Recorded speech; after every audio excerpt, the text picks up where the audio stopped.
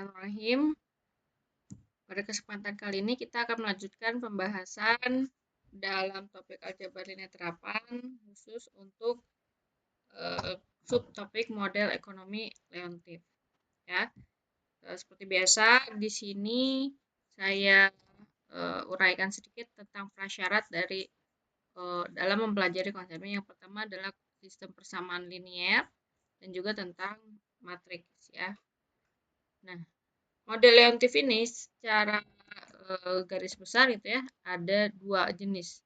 Jadi ada yang disebut dengan model Leontief tertutup dan ada yang terbuka. Kita bahas dulu yang tertutup ya. Jadi di sini pertama-tama saya ilustrasikan dulu melalui contoh. Ada 3 orang pemilik rumah ya, seorang tukang kayu, seorang ahli listrik dan seorang tukang ledeng. Mereka sepakat untuk melakukan perbaikan di rumah mereka masing-masing. Nah, mereka setuju untuk bekerja selama 10 hari masing-masing sesuai dengan jadwal berikut. Yang pertama, tukang kayu mengerjakan pekerjaan di rumahnya sendiri selama beberapa hari dan juga membantu di rumah ahli listrik dan tukang ledeng. Ahli listrik dan tukang ledeng juga bekerja dengan pola yang serupa, di mana mereka melakukan sebagian pekerjaan di rumah mereka sendiri dan sebagian di rumah yang lain. Nah, secara garis besar, tabel dari informasi tersebut adalah seperti ini. Jadi, yang profesinya tukang kayu, dia di rumah sendiri 6 hari, kemudian di rumah ahli listrik 2 hari, di rumah tukang ledeng 2 hari, total bekerja 10 hari. Kalau ahli listrik 3 hari di rumah sendiri, 5 hari di ahli listrik, dan seterusnya. Ini 10 hari tukang ledeng juga seperti ini. Jadi pembagian kerjanya seperti ini. Untuk keperluan perpajakan, mereka harus melaporkan dan membayar satu sama lain dengan upah harian yang wajar. Bahkan untuk pekerjaan yang mereka lakukan di rumah mereka sendiri. Nah, upah harian normal mereka itu sekitar $100. Tapi mereka setuju untuk menyesuaikan upah harian masing-masing sehingga setiap pemilik rumah tidak ada yang dirugikan. Artinya, jumlah total yang dibayarkan oleh masing-masing harus sama dengan jumlah yang diterima. Jadi ini inti permasalahannya ya. Pertama nih ya, kita tuliskan dulu informasi yang ada. Jadi di sini saya misalkan P1 adalah upah harian si tukang kayu. Yang P2 adalah upah harian ahli listrik. P3 upah harian tukang ledeng. Nah, untuk memenuhi kondisi keseimbangan ya, kita memerlukan total yang dibayar oleh setiap pemilik rumah selama 10 hari yang jumlahnya itu harus sama dengan total yang mereka terima dari pekerjaan yang dilakukan di ketiga rumah tersebut. Jadi dari informasi tadi kita coba ilustrasikan kembali ya. Nah, untuk masing-masing pemilik rumah selama periode 10 hari. Sebagai contoh, tukang kayu akan membayar total sebanyak 2P1 tambah P2 ditambah 6P3. Itu dari sini ya, 2P1, 6P2, dan 6P3. Nah, kemudian untuk yang ini kita banyak untuk perbaikan di rumah sendiri menerima total sebesar 10P1 ya. Nah, dengan cara yang serupa kita bisa peroleh sistem persamaan seperti berikut. Ini tuh sama dengan ya, cuma saya nggak tahu ini jadi bias ini. Jadi 2P1 tambah P2 ditambah 6P3 harus sama dengan 10P1, 4P1 tambah 5P2 tambah P3 harus sama dengan 10P2, 4P1 tambah 4P2 ditambah 3P3 harus sama dengan 10P3. Nah, dua persamaan sisanya adalah persamaan keseimbangan untuk si ahli listrik dan tukang ledeng. Nah, dengan membagi persamaan-persamaan dengan 10 dan menuliskannya dalam bentuk matriks, jadinya seperti ini. Diperoleh matriks ini jadi 0,2, 0,1, 0,6 dikalikan P1 P2 P3 itu sama dengan P1 P2 P3. Ini dipindahkan ruasnya ya, kita bisa ini pindahkan ruasnya P1 P2 P3 ke kiri. Jadi di sini dapat kita SPL yang homogen ya. Kemudian untuk langkah selanjutnya digunakan OBE untuk mencari solusinya. Dan solusi setelah melalui proses OBE itu adalah ini. Jadi P1-nya itu adalah 31S, P2-nya 32S, P3-nya 36S, di mana S-nya itu adalah maksudnya semena-mena itu adalah apapun begitu ya. Jadi bebas, konstanta bebas atau yang biasa kita sebut kalau di ALE itu adalah parameter sembarang. Nah, konstanta ini merupakan suatu faktor skala yang dapat dipilih oleh pemilik rumah untuk kenyamanan mereka. Contoh, mereka bisa pilih gitu ya, S-nya mau berapa? S-nya misalkan 3. Sehingga upah harian sesuai adalah 93, 96, 108 atau mendekati 100 gitu ya. Nah, di sini kita bisa mulai melihat begitu ya bagaimana fungsi parameter pada saat SPL yang kita punya itu menunjukkan solusi yang tak hingga banyak.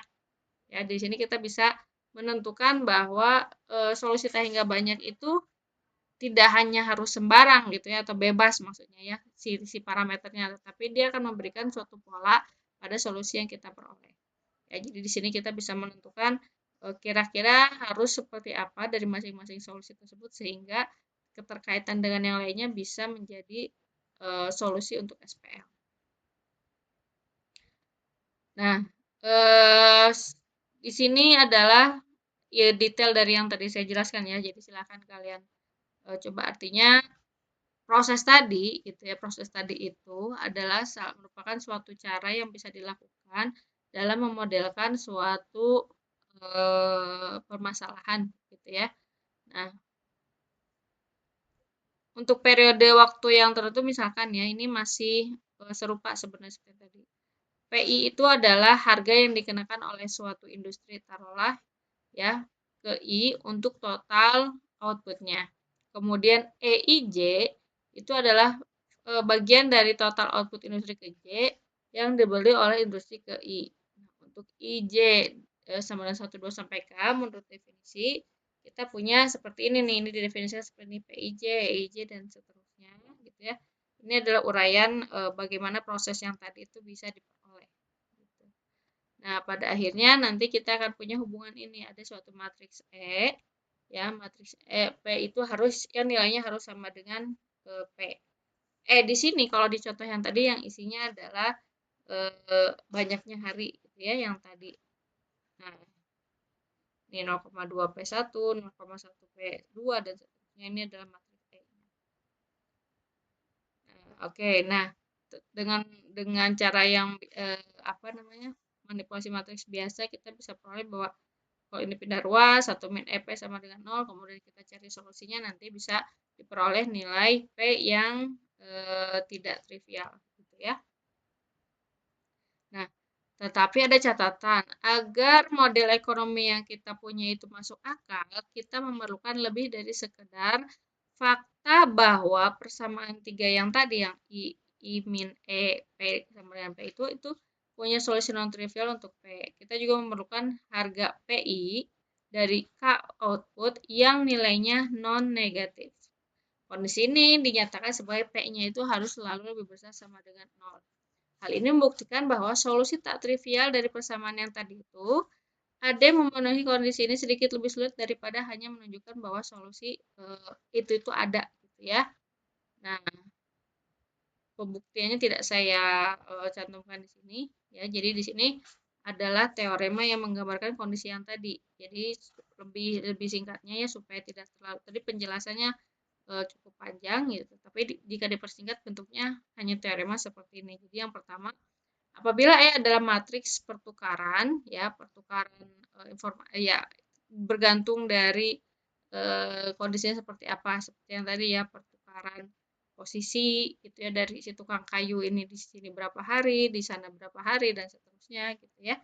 Maka persamaan EP sama dengan ini sama dengan bukan minus. EP sama dengan P itu akan selalu memiliki solusinya tak trivial P yang entry-entrynya akan selalu tak negatif. Ya, jadi pembuktiannya ini tidak saya gambarkan secara detail. Di sini kita fokus untuk bagaimana bisa mengimplementasikan teorema ini pada permasalahan yang ada.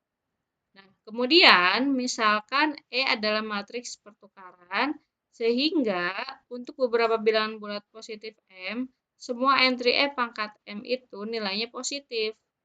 Karena itu hanya ada solusi linear yang bebas gitu ya, solusi yang bebas linear atau independen dari dari bentuk 1 min E dikali P sama dengan 0. Dan solusi tersebut dapat dipilih sehingga semua entry-entry P itu bernilai positif. Ya. Jadi yang pertama untuk itu tuh secara umum dia akan memiliki solusi non negatif. Ini adalah kondisi di mana saat dia P itu bernilai positif.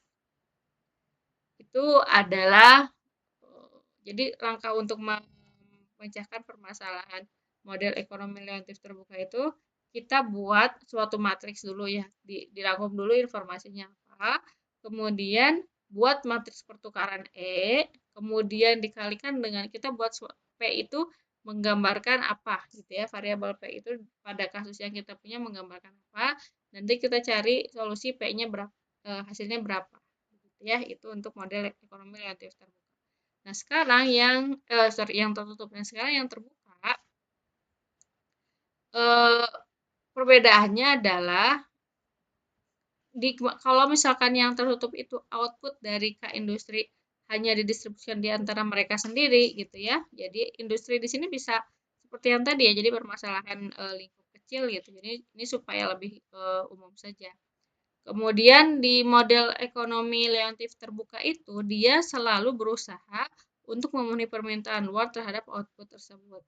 Kemudian bagian dari output ini masih dapat didistribusikan di antara industri-industri itu sendiri. Nah, untuk menjaga operasi mereka, tetapi harus ada kelebihan atau produksi yang digunakan untuk memenuhi permintaan dari luar. Ini lebih lagi ya, output industri juga sudah tetap kalau di model yang terbuka ini. Tujuan kita adalah menentukan harga untuk output tersebut sehingga kondisi keseimbangan itu terpenuhi. Ya, sehingga kondisi keseimbangan itu terpenuhi. Yaitu bahwa pengeluaran itu sama dengan pendapatan dapat dipenuhi. Ya, yang terakhir, di model ekonomi relatif terbuka ini, harga itu sudah tetap. Tujuan kita adalah untuk menentukan tingkat output yang diperlukan oleh industri dalam memenuhi permintaan luar. Gitu ya bedanya. Nah, ini gambaran prosesnya ya. Jadi ada sebenarnya ini X1, X2 sampai Xk itu adalah suatu variabel yang nanti bisa menggambarkan kondisi dari permasalahan yang kita punya. Nanti untuk lebih jelasnya akan dikasih contoh. Kemudian ada vektor yang menggambarkan permintaan dari luar tadi ya, dari 1, dari 2 sampai 4. Dan nah ini ada matriks namanya matriks konsumsi. Matriks konsumsi yang digambarkan seperti ini C11, C12 sampai C. Nah, berdasarkan sifat yang tadi kita berdasarkan sifat dari yang ini nih ya. Nah ini nih matriks yang kita punya gitu ya. Nanti X itu kita tetapkan X-nya harus lebih besar sama dengan 0, D-nya juga lebih besar sama dengan 0, dan C-nya juga lebih besar sama dengan 0. Nah, kemudian prosesnya bagaimana kita bisa memperoleh nilai si X-nya gitu ya, nilai X yang memenuhi itu sebenarnya serupa gitu ya dengan OBE juga nih. Kita punya X min CX sama dengan D. Terus I min C, ya ini proses biasa ya, I min CX sama dengan D. Kemudian pada akhirnya, nah hal-hal yang uraian tadi yang tanya itu di sini dirangkum dalam yang pertama definisi 1. Suatu matriks konsumsi C dikatakan produktif. Jadi matriks tersebut dikatakan produktif apabila I min C inverse itu ada. Jadi harus ada inverse-nya. I min C inverse ada dan I min C inverse itu nilainya lebih besar sama dengan 0. Nah, kemudian yang selanjutnya, suatu matriks konsumsi C itu produktif jika dan hanya jika ada beberapa faktor produksi yang nilainya itu X lebih besar sama dengan 0, sehingga X itu lebih besar daripada CX. Ya. Nah, dari teorema tersebut, kita punya dua buah akibat cukup simpel lah. Nah, suatu matriks konsumsi itu akan produktif jika jumlah setiap barisnya itu kurang dari 1. Ya, jadi kalau kurang dari 1 maka dia produktif. Yang akibat keduanya, kalau jumlah setiap kolomnya kurang dari 1. Jadi ini dua akibat yang diperoleh dari teorema yang tadi.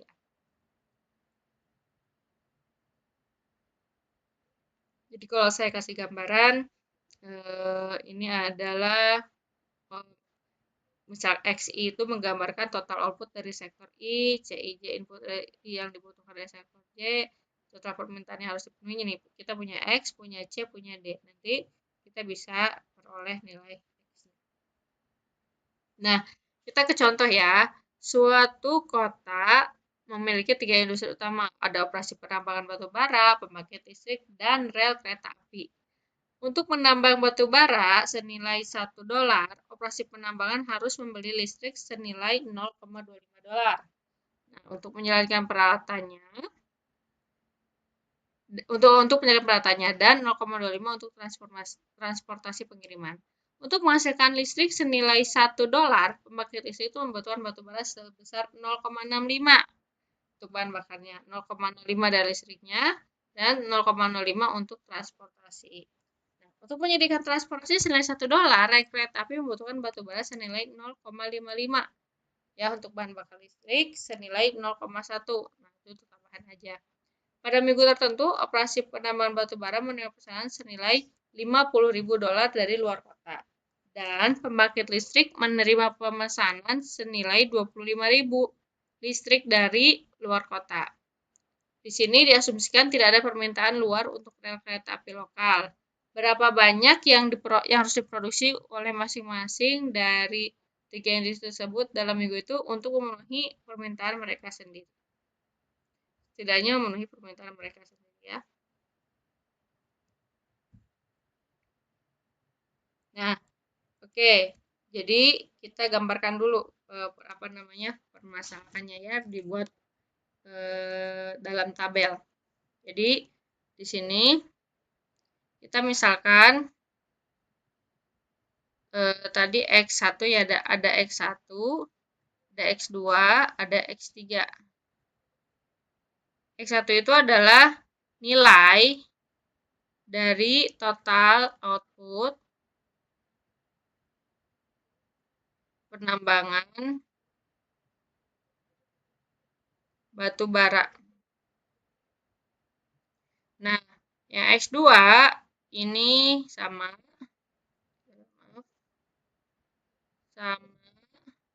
ini untuk pembangkit listrik. Kemudian untuk yang X3 itu adalah nilai total output transportasi. Nah, kita udah punya X, kemudian informasi yang tadi nih, informasi yang tadi diperoleh itu adalah kita punya industrinya misalkan batu bara ya, kemudian listrik dan transportasi gitu ya. Di sini ada kebutuhan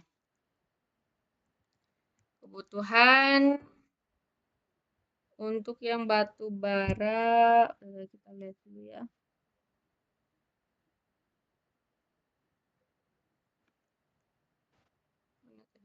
Nah, untuk yang batu bara,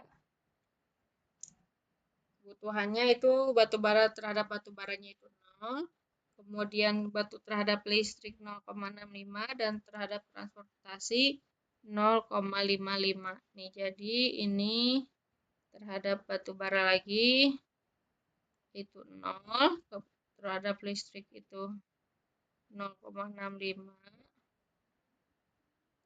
Kemudian ini untuk transportasi. Untuk transportasi dia butuhnya 0,55. Ini listrik ya. Nah, kemudian yang listriknya itu adalah 0,25, 0,05 dan 0,1. Jadi untuk yang listrik terhadap batu bara 0,25, ini 0,05, 0,1. Kemudian untuk yang transportasi 0,25, kemudian 0,05, dan transportasinya juga 0 ya. Nah, ini adalah tabel singkat ya, tabel minimalis dari informasi yang tadi berikan. Nah, dari sini kita bisa memformulasikan bahwa nilai X-nya itu adalah X1, X2, X3. Ya, kemudian kita bisa bikin matriks C yang isinya adalah seperti itu ya, yang kita bilang 0,65, 0,55, dan seterusnya. 0,25, 0,5, 0,1, 0,25, 0,05, 0,1. Nah, jadi 0,25, 0,1, kemudian ini 0,25, 0,05, ini adalah 0.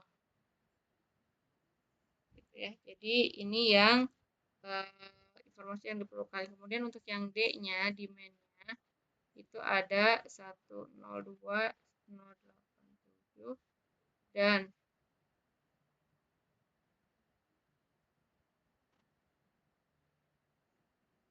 seperti ini. Kemudian yang saya koreksi dulu, ininya yang D-nya. Yang D-nya itu berapa tadi ya? Yang D-nya itu adalah 50.000 dan 25.000.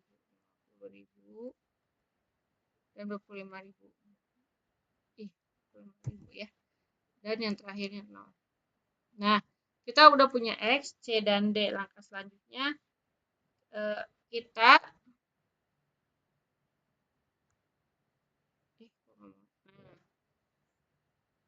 buat yang persamaan yang tadi ya di teorema berapa saya lupa.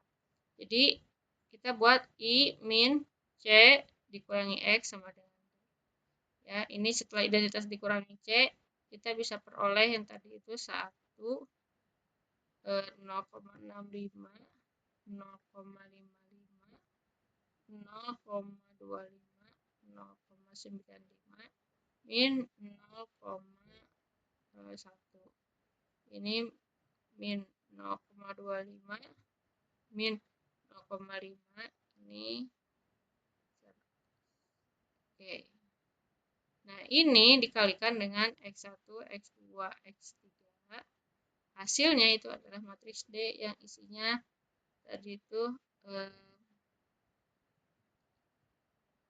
ini harus sama dengan yang D. D itu adalah